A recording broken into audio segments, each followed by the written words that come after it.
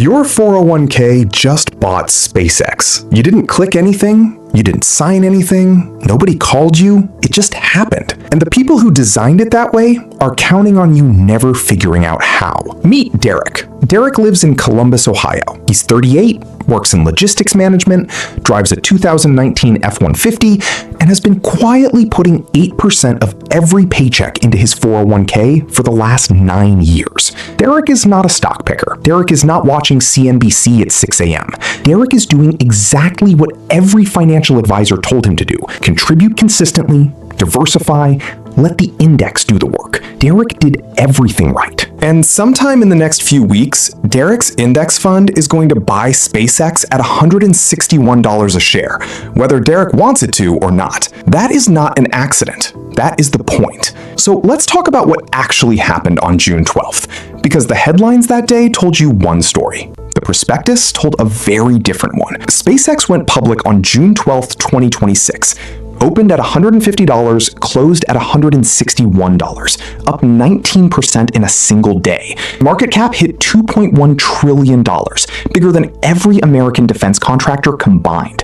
Elon Musk became the first trillionaire in human history. Those are the headlines. That is the version that got clicks. That is the version most people are still operating on right now. Here's what didn't make the headlines. Buried in the IPO prospectus, not on page 1, not in the summary, but 174 pages deep is a timer, a very specific, very deliberate sequence of events that was engineered before a single share ever traded. And that sequence has two moving parts. Both of them are already in motion. The first part is the buying. Back in May, about 6 weeks before SpaceX went public, Nasdaq quietly changed a rule. The old rule said new stocks had to wait 3 months before getting added to the Nasdaq 100. 3 months. That waiting period existed for a reason. It gave the market time to actually figure out what a stock was worth before billions of dollars in passive index money got automatically funneled into it. Price discovery. Basic stuff. The new rule cut that window down to just 15 trading days. 15 days. That's it.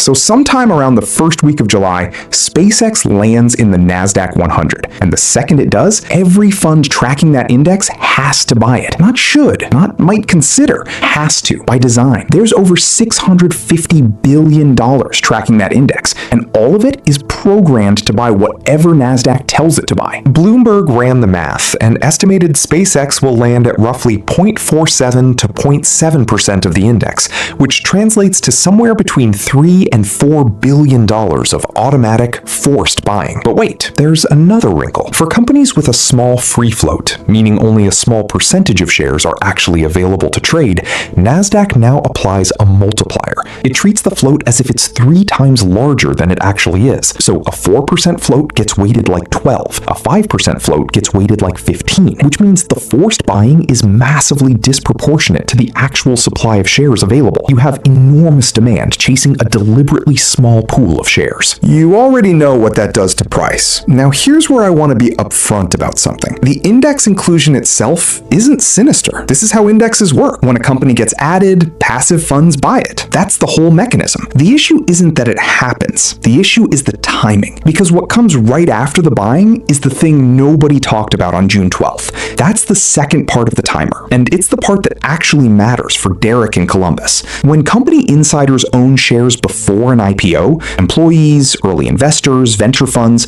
there's normally a rule called a lockup period. The standard is 180 days, 6 months. You go public, insiders cannot sell for half a year. This rule exists to prevent the people who got in at pennies from immediately dumping their shares into the excitement of a first-day spike and leaving retail investors holding a bag they didn't know they were catching. SpaceX did not use the standard lockup. SpaceX wrote its own version. Their lockup lets insiders sell 20% of their shares just a few weeks after the company releases its first earnings report as a public company. That first earnings report comes in late July or early August, which means sometime around the end of August 2026, the people who have been sitting on SpaceX shares since 2008, shares they got for effectively nothing, get cleared to start selling. Think about what that actually means in human terms. You spent 10 years at a rocket company. You took equity instead of salary because you believed in the mission. Your shares were worth nothing on paper for years because the company was private. Then one Friday in June, the company goes public at the largest IPO valuation in American history. And 6 weeks later, You're allowed to sell a fifth of your stack at $161 a share. You sell. Of course you sell. Any rational person sells. We're not talking about a couple of employees cashing out small bonuses. We're talking about a decade of employees compensated almost entirely in equity. Venture funds that have been locked in since 2008. Early backers sitting on returns of roughly 50,000%. That's not a sell-off. That's a flood. And here's the part that should make you stop for a second. SpaceX's own CFO said this out loud, on the record, in front of bankers. He said retail buyers had been, and I'm paraphrasing the spirit of it, incredibly loyal and supportive, and the company wanted to recognize that. That sounds generous. Translated out of corporate speak, loyal retail buyers will absorb whatever we give them. So we're going to give them a lot. Retail is the exit. That's not a conspiracy theory. That's what he said with a smile. Now here's what I want you to think about. You have the passive funds. They got force-fed SpaceX over 6 weeks. They're done buying. They're out of dry powder. You have the institutional funds, the active managers, the people who model cash flows for a living. Morningstar just published a discounted cash flow analysis on SpaceX. Their fair value estimate came out to $780 billion. The market is currently pricing it at $2.1 trillion. That's a $1.3 trillion gap between what a professional institutional model says this company is worth and what the market is charging for it right now. $1.3 trillion. That is larger than the entire GDP of Canada. But here's what that number doesn't tell you. Models can be wrong. SpaceX isn't a normal company. Discounted cash flow analysis wasn't built for companies that are simultaneously launching satellites, building Mars rockets, and dominating global internet infrastructure. The model might be right. It might also be underestimating something historic. I'm not here to tell you Morningstar has all the answers. I'm here to tell you the gap exists and you should know about it. What the gap does tell you is this. When the insiders open the door in late August, the active managers are not catching that bag. They have spreadsheets. They have the Morningstar number. They know the gap. The passive funds are already loaded. So who's left? You are. Derek is. Anyone with an index fund in their retirement account. We have seen this movie before. Facebook went public in May 2012 at $38 a share. By August, the lockup started expiring. By September, Facebook was trading at $17.55, a 54% drop in 4 months. Uber went public in May 2019 at $45. Lockup expired in November. By the following month, Uber was at $25, down 44%. Snap, same pattern. Lyft, same pattern. Alibaba, same pattern. This is not bad luck. This is not a coincidence. This is the repeating structure of how large IPOs play out when you engineer the buy side first and release the sell side second. Strip away the rockets. Strip away the trillionaire headline. Strip away the Falcon 9 that launched from Florida an hour before the market opened. The underlying mechanics are identical to every one of those examples. Buyers manufactured upfront, sellers released on a delay. Retail is the last one at the table. Now, and I want to be honest with you about this, none of what I just described guarantees SpaceX goes down. It might not. SpaceX is not Facebook in 2012. SpaceX has Starlink. SpaceX has government contracts. SpaceX has a product that might genuinely justify a premium that no traditional model can capture. The structural pressure is real. Whether it overwhelms the actual business is a different question, and I don't know the answer. Nobody does. But you are not a statistic. The average investor situation does not determine your situation. What matters is whether you know what you're in and why. So here's what you actually need to know going into August. If you have a Nasdaq 100 fund, an NQQQ, a VOO,